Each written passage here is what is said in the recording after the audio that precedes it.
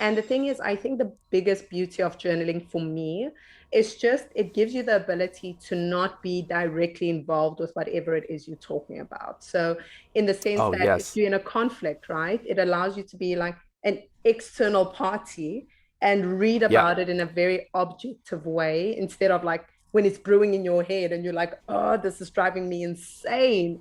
Is that not Yeah. accurate, Mark? It is, and it makes me think. I have to share another practice then on that topic, and it's one of the profiles in the book by a meditation teacher. His name is Jeff Warren, and he co-wrote the book with the ABC News anchor Dan Harris called "Meditation for Fidgety Skeptics." And Jeff, and this is what I write about in his chapter profile. He does exactly what you're saying, and he names the emotions like his analogies. It always makes me laugh, and the humor also lightens it as well, right? Because we get real wound up in these situations, and because they feel very real, obviously. But he'll say, "Oh, there's anxious Debbie that just stepped into the party over here," or "depressed Bill just came through the door," type thing.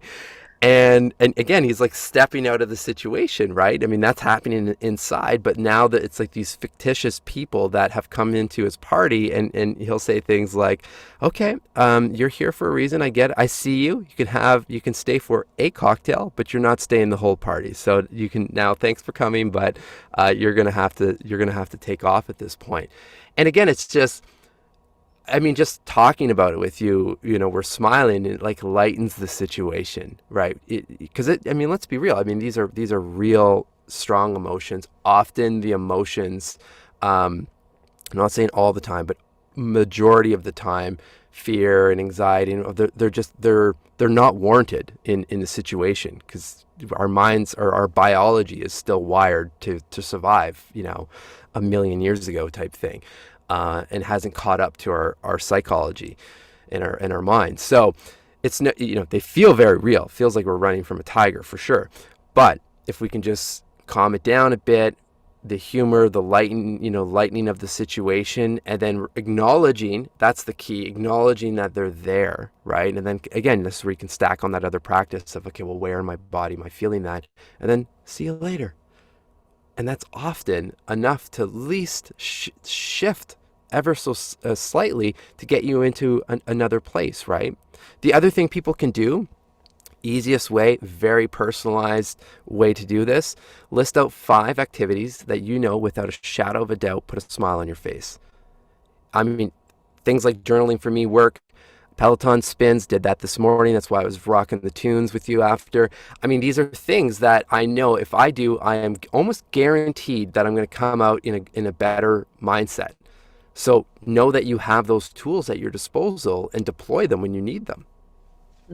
I love that. It's that forearming because we know we're going to Yeah, experience battles, things that don't of go course. right. And then you just have that with you, just so that when you need that state switch, you can go and do what you need to do. For me, music is a big one. I'm just like, I put on a playlist Yeah, and even if I'm upset, I'm going to dance right now. yeah, yeah. Well, because you can't be grateful or excited and fearful at the same time. It just chemically doesn't work.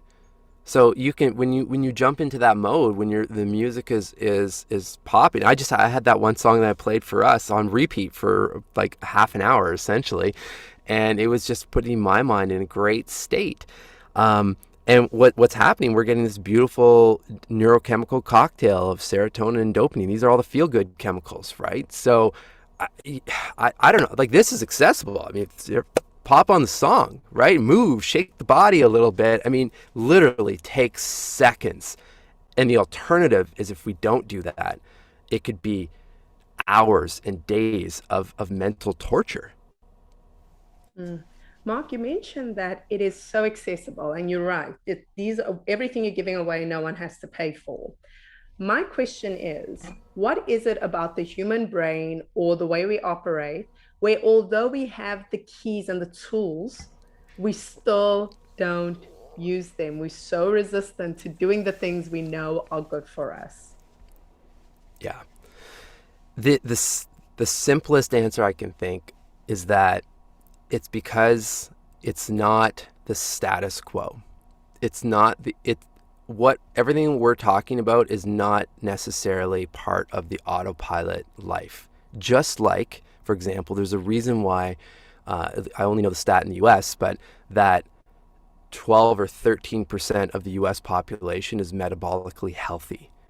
I mean, it's you go into a grocery store or a supermarket, if you're not thinking and you're just on default, you're coming out with a shopping cart that is not food, right? Everything in the middle of the grocery store for the most part is processed, full of chemicals, all that stuff. So it's not, when you start then to like look at these things, it's not surprising that people are, obese, there's diabetes, hypertension, cancers, all of these different things. There's a reason for that, right?